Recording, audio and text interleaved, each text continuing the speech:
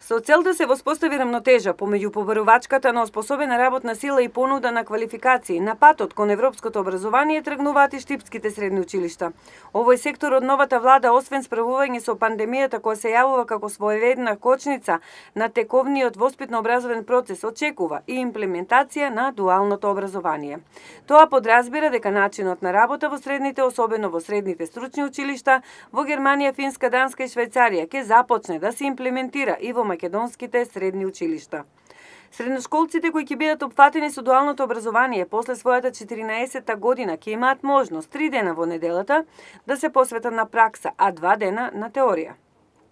Практичната настава ќе биде делумно платена. Разновидните занаети учениците ќе ги изучуваат во фирми на кои владата ќе им обезбедува финансиска поддршка. Значи, образовниот сектор ќе биде исправен пред голем предизвик за обезбедување на финансиски средства, опремување на стручните училишта, средните стручни училишта во Штип, субвенционирање на работодавачите за реализацијата на практична обука, оние штипски фирми кои што ќе барат надомест за работата на учениците. Ова се само дел од карактеристиките на популарното дуално образование, кој е децениска пракса во индустријски развиените земји, а кај нас е се уште мисловна именка. Дуалното образование стимулира поголема застапеност на практична настава, развивање на здрави работни навики и вештини кај учениците. Дуалното образование има незаменлива улога во обезбедувањето на адекватна работна сила со потребните вештини и компетенции за поддршка на економскиот раст на секое општество. Имајќи го ова во предвид, секако извештајот на Европската комисија, конкретно за нашата држава и поделено по општини, во кои спаѓа и општината Штип.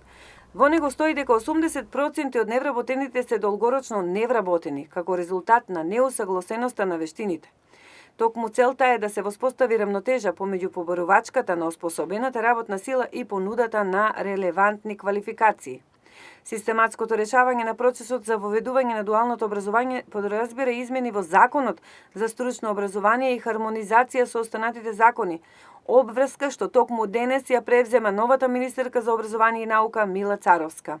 Ако дуалното образование овозможува долгорочно планирање на развојот на бизнисот, обезбедување на работна сила и решавање на празнините за потребните вештини и квалификации, тогаш е потребна квалитетна имплементација, а не импровизација, изјави за Емнет Наташа Јаневска од Стопанската комора на Македонија.